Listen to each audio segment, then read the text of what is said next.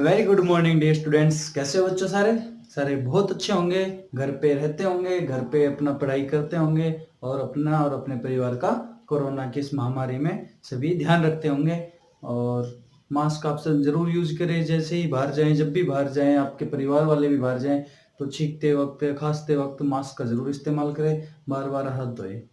तो बच्चों, जैसा कि आप सभी को पता है, 10th क्लास की आज हम सेकेंड यूनिट का नेक्स्ट लेक्चर लेक्चर नंबर 6 लेके आप सभी के सामने आए हैं। तो पीछे के 5 लेक्चर में हमने एसिड बेस के बारे में पढ़ा, सोल्ट्स के बारे में पढ़ा, रिएक्शंस पढ़ी उनकी, वाटर का पढ़ा कि वाटर एसिड है या बेस है। पूरी थ्योरी यहाँ तक हमने ऑलरेडी पढ़ ली है। तो मेरा नाम है मनीष कुमार, मैं पढ़ा रहा हूँ आपको केमिस्ट्री क्लास 10th। और हमारे यहाँ क्लास 10th की केमिस्ट्री सीबीएसई, एचबीएसई और एनटीएससी सभी के लिए कराई जा रही है। बहुत डिटेल से कराई जा रही है। आपको लास्ट में रिवीजन के लिए वीडियो भी मिलता है, आपको क्वेश्चंस भी मिलते हैं, आपको टेस्ट भी मिलता है, टेस्ट का सॉल्यूशन भी मिलता है।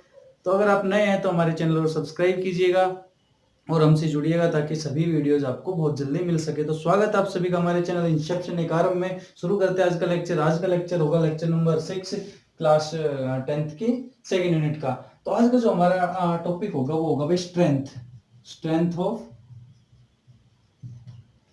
Acids and base.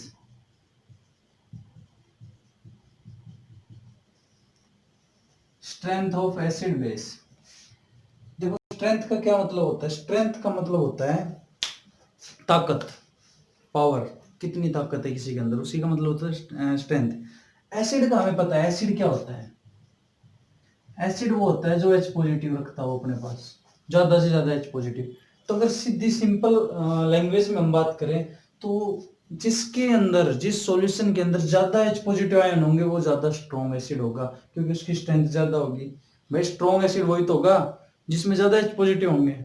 सीधी सी बात है। अगर कोई एसिड है, एसिड कौन होता है? जो H पॉजिटिव देता है। तो किसी सॉल्यूशन में ज्यादा H पॉजिटिव आयन है तो वो स्ट्रॉन्ग एसिड हो जाएगा, कम है तो वीक एसिड हो जाएगा। बस सिंपल सी बात है, ज्यादा कुछ नहीं पढ़ना है। तो देखो, अगर हम बात करें स्ट्रॉन्ग एसिड और बेस, लिख लेना स्ट्रॉन्ग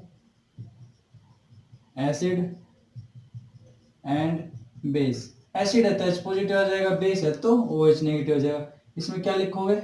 इसमें लिखोगे when all molecules of a given, when all molecules of a given amount of an acid or a base, क्योंकि बेस के साथ n नहीं आएगा ना, बेस dissociates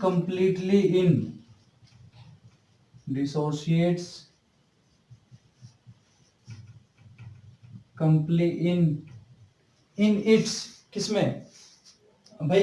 वाटर के अंदर डाल रहे हो तो in its water to furnish, देखो समझाता हूं, एक बार लिख लेना। To furnish their respective ions, क्या होंगे? H पॉजिटिव और, या फिर लिख लो H positive for acid and OH negative for base. हो जाएगा भाई? देखो एक बार ये डेफिनेशन लिखो सारे। स्ट्रॉन्ग एसिड और या फिर स्ट्रॉन्ग बेस का क्या मतलब है? स्ट्रॉन्ग एसिड या स्ट्रॉन्ग बेस। इसके बाद बात करेंगे वीक एसिड या वीक बेस। स्ट्रॉन्ग एसिड और स्ट्रॉन्ग बेस का मतलब है एसिड के लिए H पॉजिटिव और बेस के लिए क्या होता है हमारे पास? OH negative. यही तो कहानी होती है हमारी सारी। तो देखो क्या कह रहा है डेफिनेशन में जो इसकी है कि when all molecules of a given amount of an acid और ए बेस, आपको कुछ गिवन अमाउंट ऑफ एसिड है या बेस है, कुछ दिया हुआ है, जब उसके सारे मॉलिक्यूल्स क्या हो जाएंगे? कंप्लीटली डिसोसिएट, टूट जाएंगे। किसमें? H पॉजिटिव और साथ में जो भी होगा उसके, उसमें जब टूट जाएंगे, dissociate completely in water to furnish their respective ions for acid and OH negative for base. तो यहाँ पे जो ये वर्ड आया कंप्लीटली, कि कंप्लीटली टूट जाएंगे, कि मतलब जो भी है, जितने, मान लो 10 है हमारे पास HCl, तो 10 के 10 H पॉजिटिव हमारे पास मिल जाएंगे और 10 Cl नेगेटिव मिल जाएंगे। तो ये जगह स्ट्रॉन्ग एसिड के जितने भी हाइड्रोजन थे सारे के सारे टूट गए, सारे H पॉजिटिव दे दिए। अगर मान लो ऐसा हो कि 10 HCl है हमारे पास और ये टूट के बना रहे हैं 2 तो H पॉजिटिव दे रहे हैं, साथ में 8 HCl दे रहे हैं और 2 Cl नेगेटिव, कि 8 HCl तो हमारे टूट ही नहीं रहे हैं। ठीक है, कैसे हो जाएगी वीक के केस में? तो कंप्लीटली का मतलब होता है कि जितने भी H पॉजिटिव सारे अलग हो जाए Cl से यहाँ, तो कंप्लीटली का मतलब यहाँ पे ये है। और स्ट्रॉन्ग और वीक को जो डिफरेंशिएट करेगा वो यही वर्ड है कंप्लीटली। यहाँ पे कंप्लीटली डिसोशिएट होते हैं और वीक में इनकम्प्लीटली होते हैं, लेस डिसोसिएशन होता है।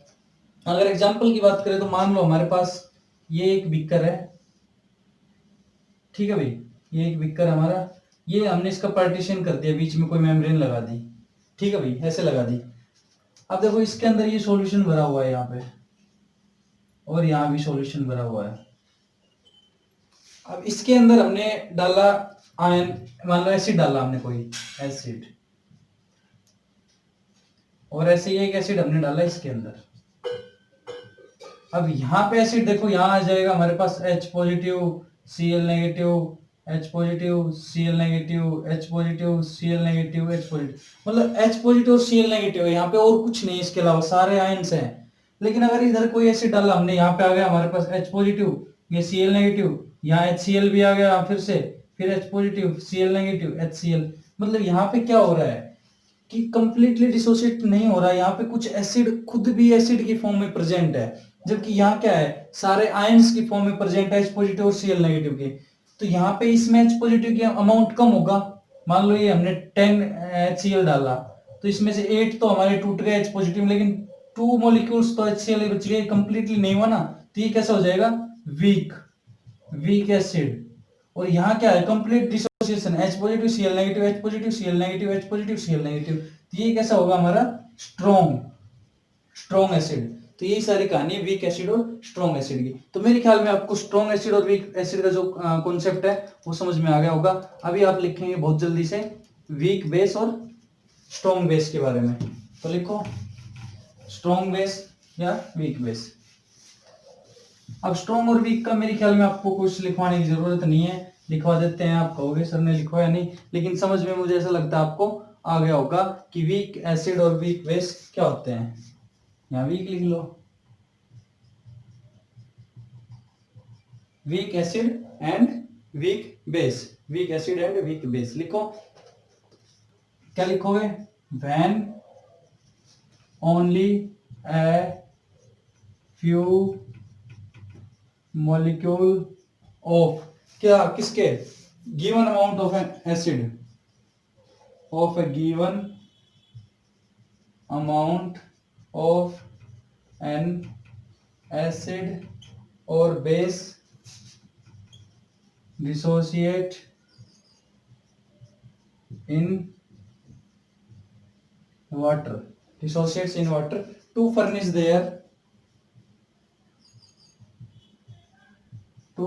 There respective ions. कैसे, H positive aqueous for acid and OH negative aqueous for base. भाई एक्वस का मतलब, इससे कंफ्यूज मत होना, 10th क्लास में आपका एनटीएससी में कई बार क्वेश्चन आता है एक्वस का क्या मतलब। एक्वस का मतलब वही है कि सोल्यूट, मैं फिर से बता रहा हूं, सोल्यूट प्लस सोलवेंट हमारा बनाते हैं सॉल्यूशन। अगर किसी सॉल्यूशन में सोलवेंट वाटर है, अगर किसी वाटर में सोलवेंट वाटर है, कि वो सोल्यूट जो कम अमाउंट की चीज है वो पानी में मिला रखी है, उसको बोलते हैं एक्वस। तो सोलिड एसिड जो होते हैं वो किस में होते हैं भाई, कोई ज्यादा वीक होंगे तो उसमें पानी में डाल दिए जाएंगे, पानी में तो H पॉजिटिव Cl नेगेटिव टूटेगा, तो इसलिए इसको एक्वस लिख दिया जाता है कि पानी के अंदर बात कर रहे हैं, डाइल्यूशन हो रखा वाटर के साथ। तो वीक एसिड वीक बेस को कर लोगे।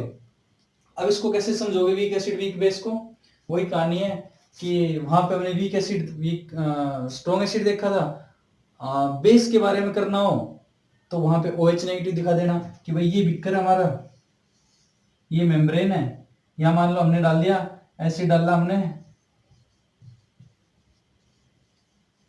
ये 2 एसिड डाले, NaOH डाल दिया, मान लो NaOH, तो यहाँ पे क्या होगा, यहाँ तो NaOH खुद भी प्रेजेंट होगा, Na पॉजिटिव भी प्रेजेंट होगा, OH नेगेटिव भी, OH negative, Na positive, NaOH, मान लो 10 डाला तो 8 NaOH तो सेम रह गए और 2 OH नेगेटिव टूट गए, जबकि इधर हम डालेंगे सारे OH नेगेटिव टूट जाएंगे अलग अलग, OH नेगेटिव, Na पॉजिटिव, तो ये क्या हो जाएगा स्ट्रॉन्ग बेस, क्योंकि यहाँ पे कंप्लीटली डिसोसिएट होगा, और ये क्या हो जाएगा हमारा वीक बेस। तो यही कहानी है स्ट्रॉन्ग बेस और वीक बेस की, कि आपको ये देखना है कि क्या कंप्लीटली डिसोसिएशन हो रहा है या कंप्लीटली डिसोसिएशन नहीं हो रहा। तो आपको इतना देखना है, उसके बाद आपको पता चल जाएगा कि ये हमारा स्ट्रॉन्ग बेस है या वीक बेस है। चलो, तो आपका स्ट्रेंथ जो है एसिड और बेस की, स्ट्रॉन्ग या वीक है, वो वाला हमारा कॉन्सेप्ट खत्म हो गया। अभी हम पढ़ेंगे क्या, एक टर्म और आएगी डाइल्यूशन। मैंने आपको पहले भी बताया होगा अगर आपने क्लासेस ली होंगी मेरी, तो डाइल्यूशन और कंसंट्रेटेड एसिड, डाइल्यूट एसिड और कंसंट्रेटेड एसिड के बारे में मैंने पहले बताया है।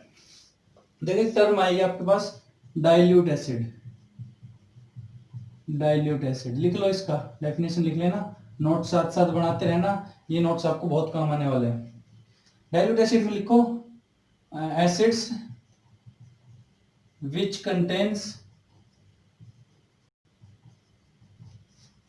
less number of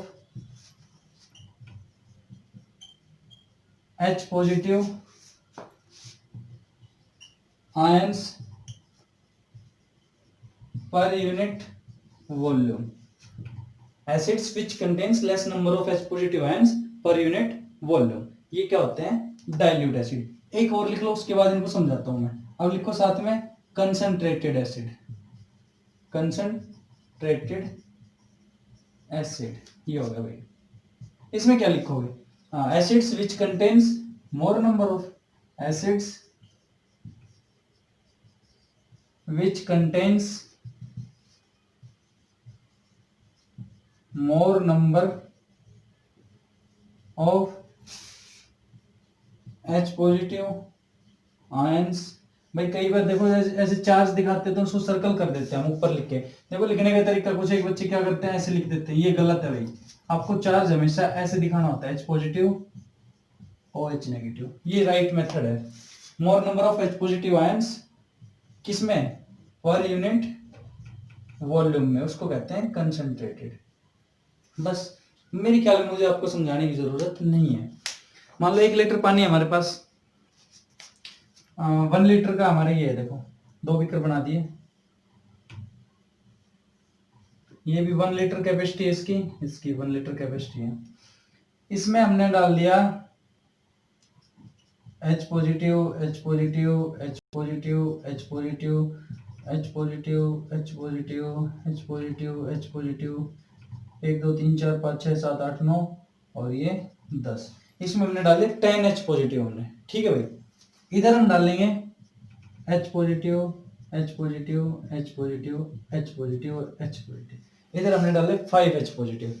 तो वो कह रहा है कि वीक और जो कंसंट्रेटेड होंगे, वीक वाले को हम बोलेंगे डाइल्यूट। डाइल्यूट डाइल्यूट और कंसंट्रेटेड में क्या फर्क होगा, देखो 1 लीटर है, 1 लीटर में कितने 10, तो मतलब 10 H पॉजिटिव पर लीटर, ये तो होगी इसकी कंसंट्रेशन कि कितना है। और यहाँ क्या आएगा 5 H पॉजिटिव पर लीटर, यही तो हुआ। अगर किसी में, किसी एसिड में per unit volume H positive का अमाउंट ज्यादा है, काफी ज्यादा है, तो उसको कहते हैं कंसंट्रेटेड एसिड। H पॉजिटिव का अमाउंट पर यूनिट वॉल्यूम ज्यादा है तो उसको कहेंगे कंसंट्रेटेड एसिड। अगर किसी एसिड में H पॉजिटिव का अमाउंट पर यूनिट वॉल्यूम कम है उसको कहेंगे डाइल्यूट एसिड। तो देखो कई बार क्या होता है, हम सुनने को आता है भाई एसिड अटैक हो गया, बहुत सारी लड़कियों पे एसिड अटैक हो जाता है। अभी तो बहुत सारी घटनाएं कम हो गई, पहले बहुत ज्यादा होता था। तो उसमें क्या होता था, एसिड मुंह पे फेंक देते थे, स्ट्रॉन्ग एसिड होता था, कंसंट्रेटेड एसिड होता था, बहुत सारे H पॉजिटिव होते थे, तुरंत रिएक्ट करते थे, स्किन बर्न हो जाती थी और मतलब पूरा चेहरा बिगड़ जाता था। ये वाले मतलब स्ट्रॉन्ग एसिड होते थे, HNO3, H2SO4 और दुनिया भर के एसिड होते हैं। लेकिन वीक वाले क्या होते हैं, हमारी जो लेबोरेटरीज में पाए जाते हैं, HCl, H2SO4 डाइल्यूट, उनमें क्या आप हाथ में ले लो, टच कर लो, नहीं होगा बर्न। क्यों? क्योंकि वहां per unit volume H positive का अमाउंट कम है, H पॉजिटिव का अमाउंट पर यूनिट वॉल्यूम कम है, इसलिए वो उतने डेंजरस नहीं होते हैं स्किन के लिए। क्योंकि हम एक्सपेरिमेंट करते टाइम अगर हमारे हाथ पे गलती से गिर जाए, अगर हम कंसंट्रेटेड ले तो हमें बर्निंग इफेक्ट शो करेगा, इसलिए हम वहां पे डाइल्यूट यूज करते हैं जहां पे H पॉजिटिव का amount per unit volume less होता है और जबकि कंसंट्रेटेड में H पॉजिटिव का अमाउंट पर यूनिट वॉल्यूम मोर होता है। समझ में गया आ गया आपको डाइल्यूट एसिड और कंसंट्रेटेड एसिड में क्या डिफरेंस है। तो मेरे ख्याल में आज का लेक्चर हमने इतना खत्म किया। बाकी नेक्स्ट लेक्चर है उसमें पढ़ेंगे पीएच के बारे में। एक ही जो हमारा लेक्चर आएगा उसमें पूरा कंप्लीट पीएच को निपटा देंगे। यूनिवर्सल इंडिकेटर होता है, उसको पीएच में हम कैलकुलेट करते हैं। 0 से 14 रेंज होती है। पीएच का एक पेपर होता है जो भी किसी भी एसिड बेस की उसकी एसिडिटी या बेसिसिटी मेजर करता है। पीएच पेपर उसको डिक करते हैं, वो बता देता है कि एसिड है, बेस है, कलर चेंज होता है और एक स्केल भी होता है। सब चीजें हम पढ़ेंगे नेक्स्ट लेक्चर में। तो अगर आपने नए हो, आपने पहली बार ये देखा है इस चैनल पे ये लेक्चर, तो आप इस चैनल को सब्सक्राइब कीजिएगा ताकि नेक्स्ट जितने भी लेक्चर आएंगे, क्योंकि यहाँ पे इस चैनल पे पूरे यूट्यूब पे कहीं भी एक सिस्टमेटिक ढंग से इस लेवल की क्वालिटी की स्टडी नहीं कराई जा रही यहाँ पे, क्योंकि एक ये लगा लो कि पूरा बेसिक लेवल से बिल्कुल नया चैनल है कि जीरो लेवल से उठा के चल रहे हैं हम।